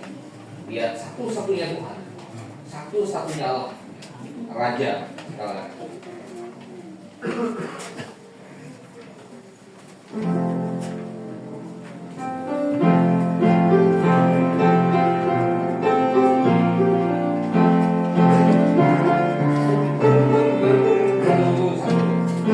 Yesus Kristus Raja, Dia Raja segala raja, kuasanya akan memerintah selamanya. Yesus Kristus Raja, Dia Raja segala raja, kuasanya akan memerintah selamanya. Haleluya, terpujilah Raja segala raja. Haleluya, pujilah Raja kita. Yesus Kristus Raja, Dia Raja segala raja, kuasanya akan memerintah selamanya. Kedua, Yesus Kristus Tuhan, Dia Tuhan segala Tuhan, kuasanya akan memerintah selamanya. Yesus Kristus Tuhan, Dia Tuhan segala Tuhan, kuasanya akan memerintah selamanya. Haleluya, terpujilah Tuhan segala Tuhan. Haleluya, pujilah Tuhan kita. Yesus Kristus Tuhan, Dia Tuhan segala Tuhan, kuasanya akan memerintah selamanya. Ketiga, Dia Allah segala, Dia Allah segala ilah, kuasanya akan memerintah selamanya. Yesus Kristus Allah, Dia Allah segala ilah, kuasanya akan memerintah selamanya. Haleluya, haleluya, terpujilah Allah segala ilah. Haleluya, pujilah Allah kita. Yesus Kristus Allah, Dia Allah segala ilah, kuasanya akan memerintah selamanya. Amin. Ya Raja segala raja, ya Allah atas segala ilah. Itu Tuhan. Baik, atas nama jemaat kami memberikan undangan bagi Bapak Ibu saudara-saudari, atau ada di antara Bapak Ibu saudari ingin menyatakan iman, sudah diselamatkan, ingin bergabung menjadi anggota jemaat di tempat ini, berpindah anggota jemaat atau memberi diri dalam baptisan orang percaya, ya silakan maju. Jadi bukan dengan isi formulir atau datang pribadi pada saya, tapi dengan menyatakan iman di hadapan Tuhan dan jemaat. Mari kita bagi berdiri, silakan kita sungguh bagi berdiri. Kalau Anda mendengarkan panggilan Tuhan dalam hati, firman Tuhan katakan jangan keraskan hatimu. Mari silakan maju, ini urusan Anda pribadi dengan Tuhan. Ke nomor 173, panggilan terakhir Allah.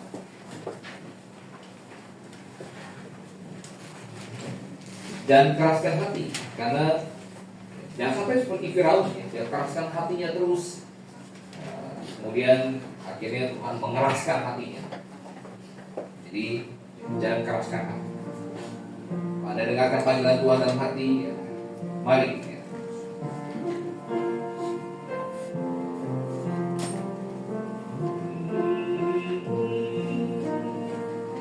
Kepada panggilan terakhir Allah, Ku selamatkan engkau dari dosa. Mungkin saat itu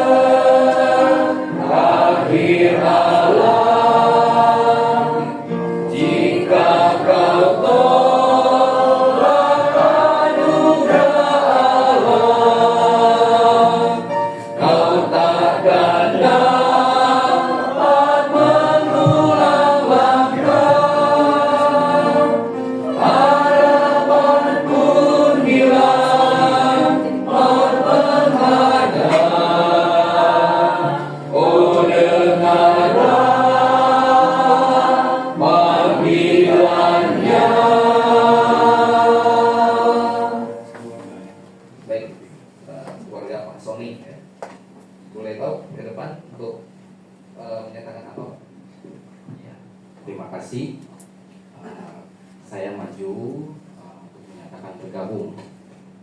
Sebelumnya saya seperti minggu lalu berasal dari PB Apipura. Kemarin sih waktu minggu kemarin saya pikir nanti minggu kedua saja, namun saya pikir minggu ini saya menyatakan ingin bergabung. Ya, kira-kira seperti itu. Terima kasih. Oke, baik. Ya, Pak Sony, Bu Yuni, dan Saudari Intan. Semuanya sudah jemaat di Apipura. Iya, sudah. Oke, baik. GBA Apipura itu di Jayapura, ya, dikelola oleh Gembala Tumpul. Dan Saudari Intan pindah ke mau kuliah lanjut di Binus. Kemudian bersama dengan Pak Sony dan Bu Yuni pindah. Jadi hari ini ingin pindah keanggotaan jemaat menjadi jemaat keselamatan. Baik, bagaimana jemaat sekalian kita terima? Baik, silakan.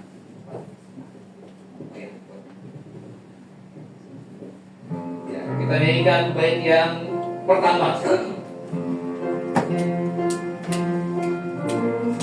Kalau masih ada, kan ada panggilan terakhir Allah untuk selamatkan engkau dari dosa. Mungkin saat itu telah tiba panggilan terakhir Allah.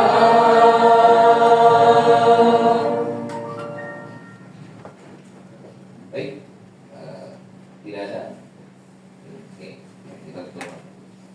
Bapa di dalam surga, terima kasih Kau sudah menyertai dan nilai kebaktian pada hari ini berjalan baik. Kami berdoa agar setiap ujian yang kami naikkan menyatakan hatimu juga dapat membangun dan menguatkan iman kami, dan juga firman-Mu juga dapat menelisik akan setiap hati yang datang pada hari ini, apakah sudah sungguh-sungguh bertobat, sudah sungguh-sungguh diselamatkan atau belum. Dan kami ingatkan untuk senantiasa hidup sesuai dengan pertobatan yang telah kami terima daripada.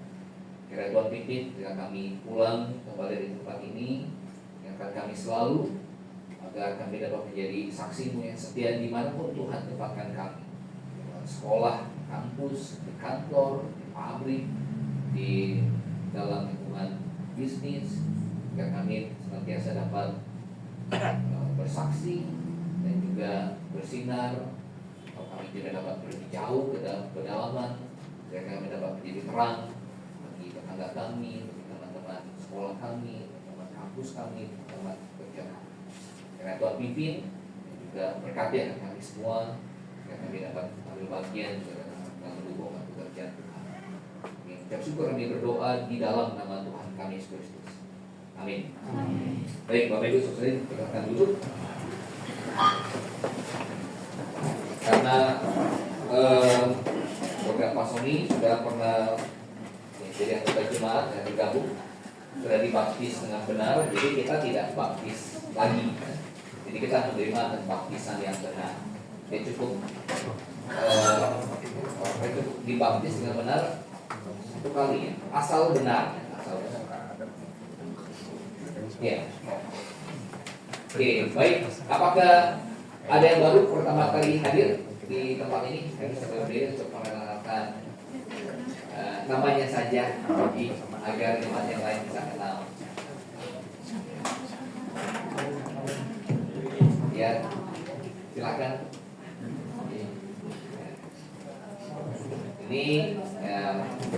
Ini adalah adik dari almarhum bapaknya Pak Daniel, ya, dari Muhammad dulu. Ya.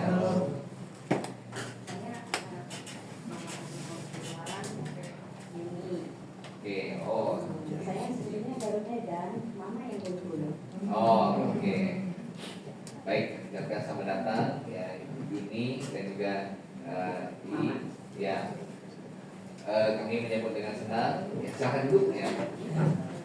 Jadi kami akan nyanyikan Jadi ada ya, ada dua ibu Yuni. Kami ucapkan selamat datang dan jemaat ingin nyanyikan satu lagu untuk menyambut kedatangan ini dan ya, dari tempat ini.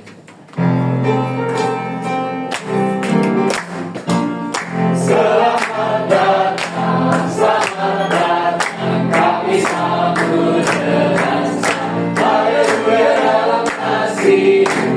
Kami sambut dengan kasih.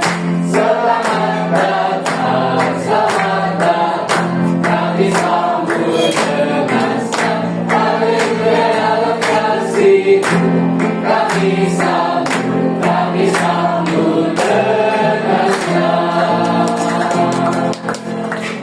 Oke. Baik, berapa lama di Tangerang? Masih belum tahu. Belum tahu. Oh ya. Baik, kalau begitu kita masuk ke sesi tanya jawab. Kalau ada pertanyaan, silakan. Kalau ada yang mau ditanya.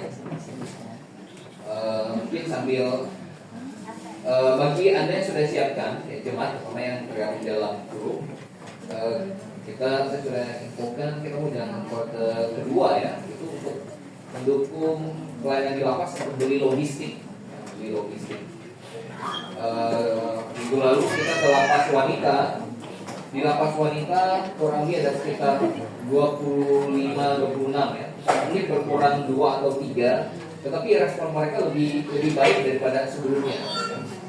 Jadi kita pakai presentasi kan, kayak model seminar itu tentang Injil yang murni, Injil yang ditambah, Injil yang dikurangi.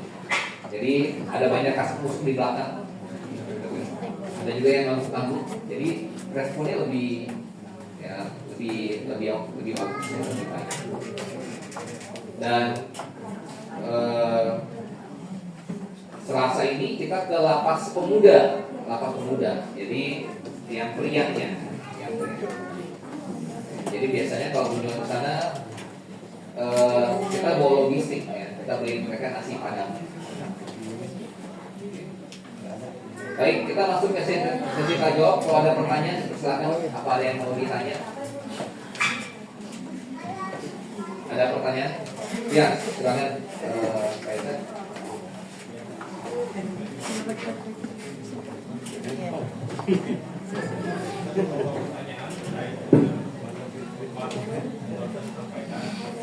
Yang pertama itu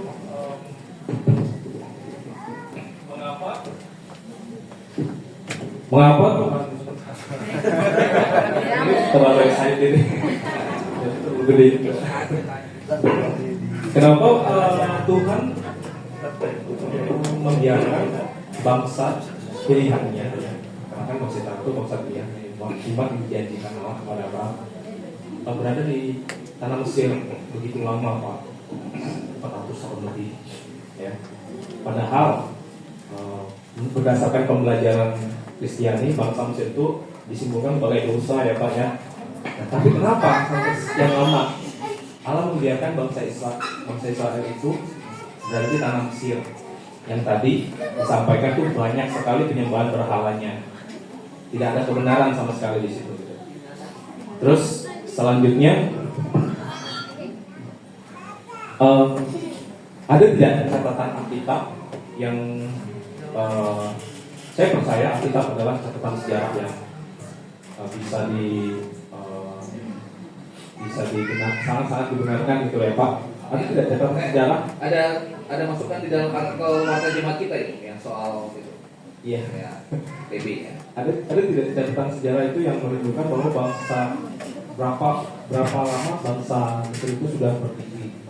Karena disebutkan bangsa Mesir itu sudah disebutkan ketika Abraham mengalami kelaparan di tanah Kanaan kan Pak, dan dia berangkat ke Mesir. Sudah berapa lama? Gitu. Saya yakin bahwa dunia kita ini sekitar 6.000 tahun ya Pak. Tidak seperti yang para ilmuwan di luar sana mengatakan jutaan tahun, miliaran tahun dan sebagainya. Yang terakhir, kenapa bangsa Israel tidak ditumpas oleh Allah? Ini bangsa ya, sorry bangsa Mesir. bangsa Mesir tidak ditumpas oleh Allah sebagaimana bangsa-bangsa yang ditumpas oleh bangsa Israel seperti orang Kanaan, orang Amori, orang Ket, orang Feris dan sebagainya yang sampai saat ini kita tidak temukan lagi. Itu aja Pak. Terima kasih. Ya, silakan Pak Tepan.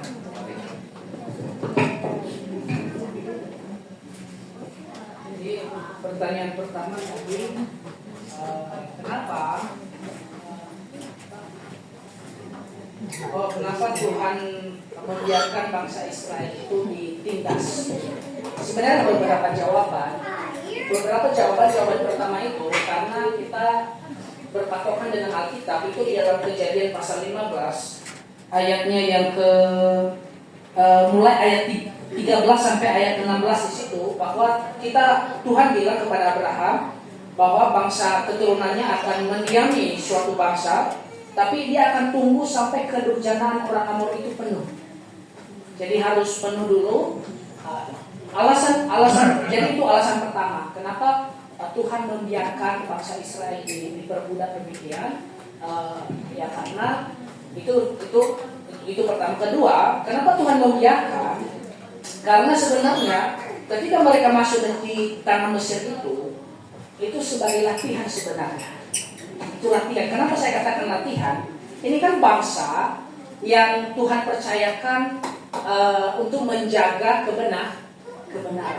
Kalau orang yang menjaga kebenaran, kira-kira perlu orang yang keras kepala atau orang yang lembek, Pak?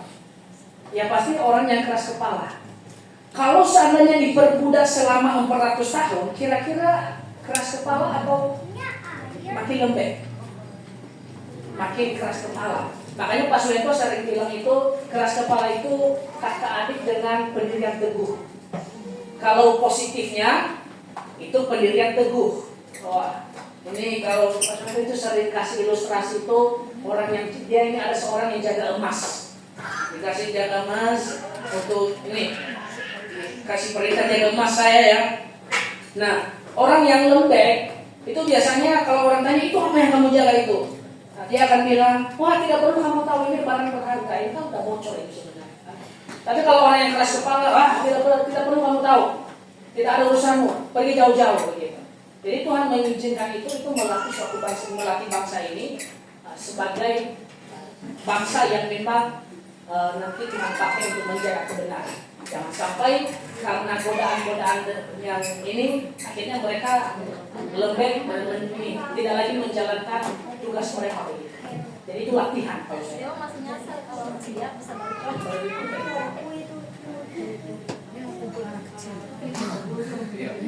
Ya, di dalam Alkitab tidak ada catatan di dalam Alkitab. Tapi sebenarnya saya mau indikasi tambahan bahwa sebenarnya ini kan agak jadi problemnya. Ini kan katanya ketika orang Israel itu masuk ke Mesir, itu kan katanya Firaun itu sangat hormat kepada Yusuf. Tapi kenapa belakangan justru Firaun ini pada akhirnya menentang orang Israel gitu. Ini tambahan bahwa ternyata Firaun yang pertama di zaman Yusuf itu adalah Firaun yang berasal dari bangsa Hyksos. Bangsa Hyksos itu adalah pendatang, mereka pendatang di Mesir, kemudian pendatang itu yang mencari raja begitu. Nah, kemudian Firaun yang pertama itu mati digantikan oleh Firaun yang asli orang Mesir. Nah, karena Yusuf ini tadi orang kepercayaan Firaun yang dari bangsa Hyksos tadi, itulah sebabnya dia menghajar orang Israel ini supaya jangan sampai orang Israel ini ya menghancurkan kita karena jumlah mereka banyak. Jadi secara eksplisit tidak ada catatan dalam kita. Tapi kalau kita hitung sebenarnya, karena kan kebetulan saya juga ngajar teologi perjanjian lama ya di Granville. Jadi kalau kita hitung berdasarkan perhitungan, ini Abraham itu hidup sekitar 2000-an tahun sebelum Masehi. Kalau kita hitung, nah itu ada perhitungan yang panjang kan. Jadi seperti itulah. Lagi tadi.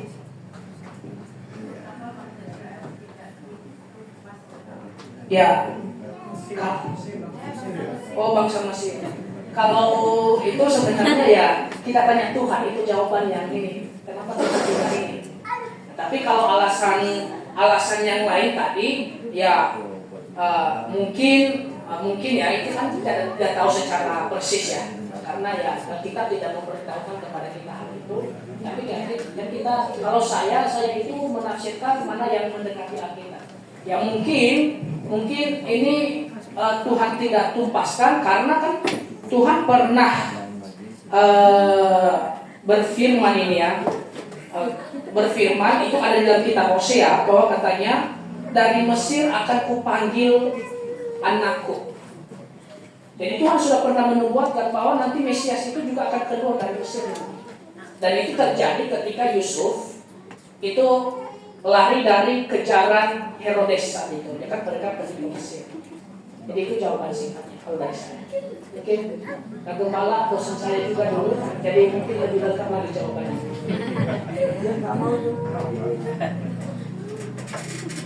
Dia matita, dia matita.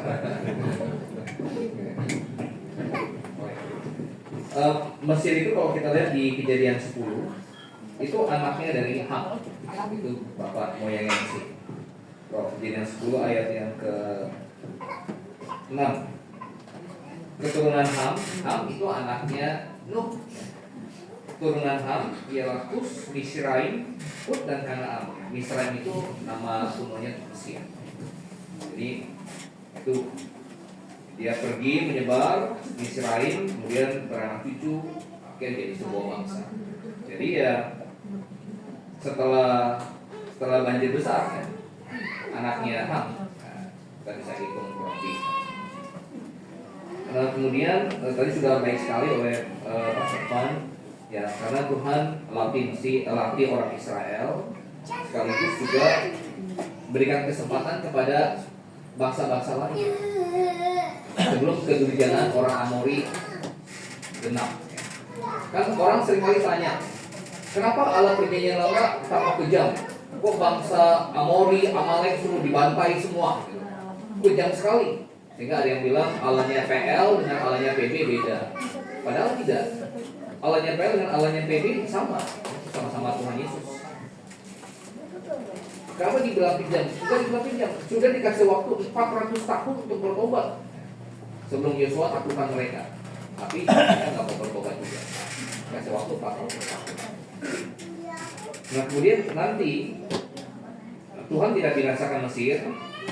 Bahkan nanti bangsa Mesir akan beranak cucu yang dari orang Mesir yang sudah diselamatkan di dalam kerjaan 1000 tahun.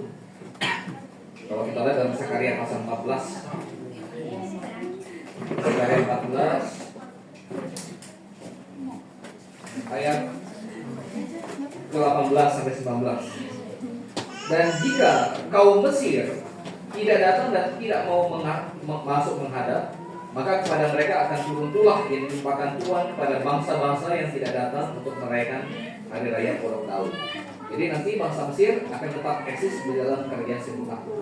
Ya, maka ada orang Mesir yang sungguh-sungguh bertobat percaya masuk ke dalam kerajaan 1000 tahun lebih. Oke, baik. Ada pertanyaan lainnya? Ya, hari ini Anya ulang tahun. Ya, ini ulang tahun pertama ya. Ulang tahun ya 1 tahun Anya anaknya dari Ibu Rami ulang tahun. Oke, mari kita nyanyikan, kita nyanyikan ya, selamat ulang tahun.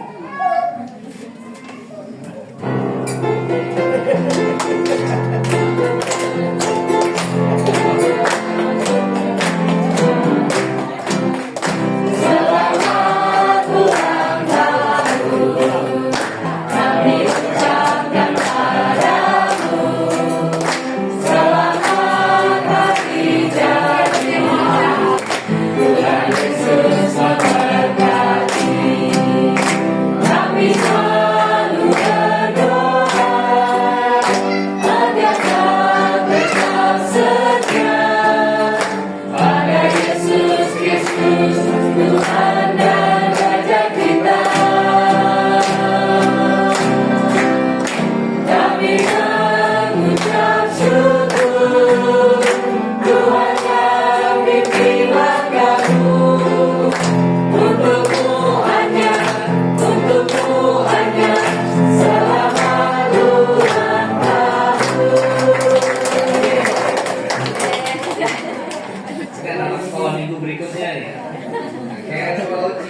Anya, nanti ada Samantha, ada Jacob.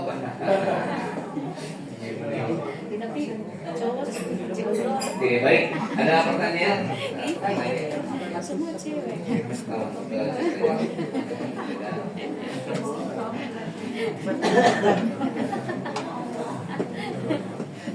Baik, kalau tidak ada, latihan kita seperti di sini. Jangan lupa nanti ada latihan bernyanyi, kemudian ada rapat pemuda di ruang atas ya. Dan kebaktian pemuda kita akan jadi hari Sabtu depan tanggal 25 jam 1:30 malam. Jadi semua pemuda-pemudi diundang. Baik, kalau tidak ada lainnya, berarti kita sampai sini. Selamat siang dan selamat hari.